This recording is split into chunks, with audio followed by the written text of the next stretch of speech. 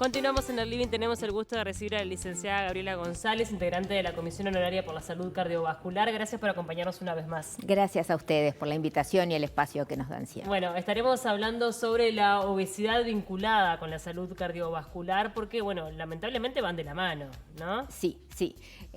Hablamos del exceso de peso en general, porque la obesidad es una definición clínica y es una definición médica también. Entonces, y está muy cargada socialmente de muchas cosas. Entonces, rara vez nos vamos a identificar con ser una persona obesa, pero tiene una definición clara que está vinculada con el peso y la talla, y es necesaria también para establecer, digamos, medidas y para saber ese límite a partir del cual se tienen más riesgos para la salud. Vinculado con el índice de masa corporal. Exactamente. El tan famoso. Eso, es el peso sobre la talla al cuadrado en metros.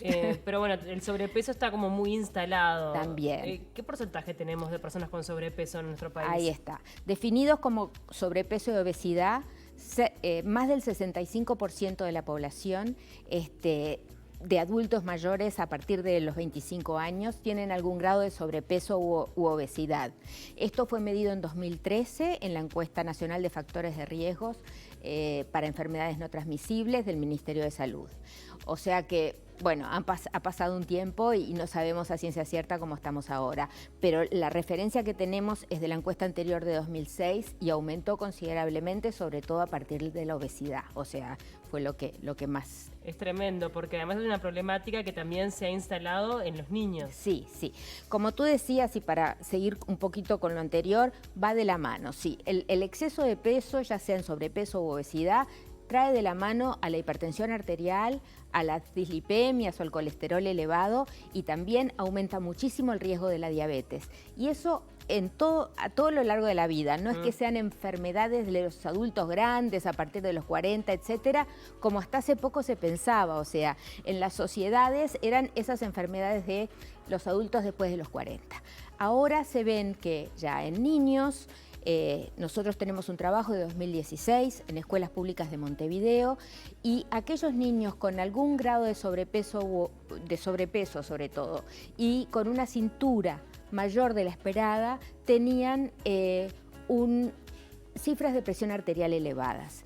Y esto ya es un deterioro metabólico, ya puede significar un deterioro metabólico, ya puede significar una facilidad o una predisposición para que cuando sean adultos tengan más factores de riesgo y continúen con ese exceso de peso también, o sea, tengan predisposición a la diabetes. Sí, porque además lamentablemente el sobrepeso no está vinculado con que están bien nutridos, ¿no? Hay mucha gente que está con sobrepeso pero no consume los nutrientes necesarios. Sí, sí. Le llamamos en nuestra disciplina dos caras de la malnutrición, ¿no? Que podemos tener exceso de algunos nutrientes o de calorías en general, que puede determinar un exceso de peso, pero no por eso está mejor nutrido o es más sanito. Puede tener carencias de otros nutrientes como hierro, en fin, y entonces estamos presentando las dos caras. No significa tener las necesidades cubiertas de muchos de los nutrientes. Cuando preparamos la columna, hay allí, me pareció muy interesante esto de, bueno, hablar de algunos mitos, cuáles son verdaderos y cuáles son falsos. Sí. Uno está vinculado con eso, bueno, si es rellenito es sanito, porque te agarra una gripe y si no, imagínate. Sí, sí. Es muy eso, sobre todo de las abuelas. De las abuelas, ¿no? Y bueno, y esto... lo traemos un poco ¿no? en la sangre. Entonces tenemos que, bueno, desbancar estos mitos. No, un niño con exceso de peso no va a ser más sanito. Sí, un niño bien nutrido, entonces primero cubrir sus necesidades. Si tenemos anemia en los más chicos, tenemos algunos temas vinculados a malnutrición, entonces cuidar esto, y también en los adolescentes, es decir, en todas las etapas de la vida, sobre todo de la infancia hasta en las etapas principales de desarrollo y de crecimiento, cubrir esas necesidades y saber que el exceso de peso no significa salud, sino todo lo contrario, ¿no? Sí. La obesidad como tal es una enfermedad en sí misma, así lo afirma la Organización Mundial de la Salud, y hay acuerdo en los organismos técnicos vinculados al tema. Algo que también está como muy presente es, bueno, el tema justamente de la voluntad, ¿no? Uno pensaría, y dice, es un tema de voluntad, esta persona está así porque quiere, le falta voluntad para alimentarse correctamente. Y no es por ahí el mecanismo, porque muchas veces la persona realmente no puede por un montón de situaciones que a veces lo exceden. Sí, tal cual, y es lo que tú decís. No es un tema de voluntad, como decíamos recién, el sobrepeso en el caso de la obesidad es una enfermedad en sí misma. No decimos que falta de voluntad si alguien tiene un ataque de asma, por ejemplo. Claro. ¿Verdad? Entonces tenemos que pasarlo a ese plano.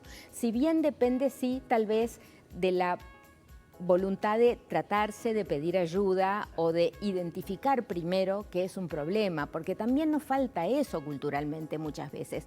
No lo asociamos como un problema, o en todo caso será un problema estético, y sin embargo no, es más profundo que eso, y puede haber un problema de salud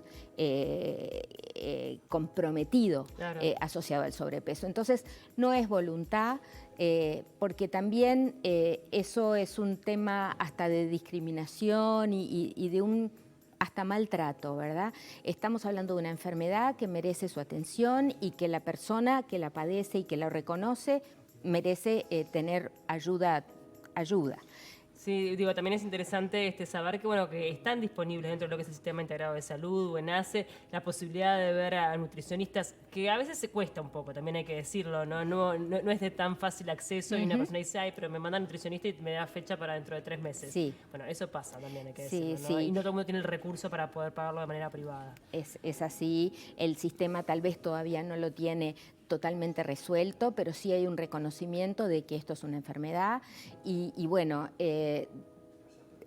primero reconocernos en esto, y si hay un problema, que a veces son problemas en la familia que se pueden dar o con amigos, bueno, empezar a hablar. Claro. Empezar a hablar del tema es la forma de empezar a resolverlo también, claro, o por lo menos es indispensable. Entonces, bueno, empecemos a hablar del tema, ampliemos este concepto de que está la salud involucrada y que bueno, se precisa ayuda, y que no es un tema estético, sino es un tema de salud. Y que no estamos hablando de todo o nada, de o me mato a hambre, o si no, total, me da igual, me como todo, sino cualquier descenso de peso es beneficioso, y eso está bueno saberlo, porque a veces está un poco en nuestras manos empezar a bajar, y por lo pronto, si reconocemos, bueno, sí, tengo un problema, he subido de peso en los últimos años, desde la pandemia, tengo esta dificultad, bueno, reconocer, bueno, ¿qué me está pasando? ¿Qué consumos aumenté o cuánto menos me estoy moviendo? Claro. Y tal vez empezar a actuar de a uno, ¿no? Dando los pasos de a uno, y empezar a hacer alguna diferencia en ese sentido. A mí me parece que diste con la clave, ¿no? Porque a veces uno se mete como en esas dietas maravillosas que nos prometen en 20 días volver a nuestra figura de los 20 años, y vos decís, capaz que sí que lo lograste, pero después cómo lo sostenés en el tiempo, para que no sea un sube y baja, que también tiene grandes problemas para la salud, ¿no? Exacto. Eso genera una inestabilidad. Sí. No hay evidencia que eso sea una solución para el problema, en general todo lo contrario, porque empiezan en el sube y baja, como tú decís, y después es mucho más difícil bajar. Después nuestra composición corporal, más allá de cuánto pesemos, va a tener una relación grasa-músculo o grasa-masa magra más difícil, y el gasto, es decir, el músculo es el tejido metabólicamente activo, que significa nuestro gasto calórico básico, ¿no? Entonces, si cada vez tenemos una relación grasa-músculo, porque bajamos y volvemos a subir, perdiendo más masa muscular, vamos a tener más dificultades después en bajar y más tendencia al aumento de peso. Entonces, estadísticamente no hay evidencia que las dietas mágicas resulten, sino más bien todo lo contrario.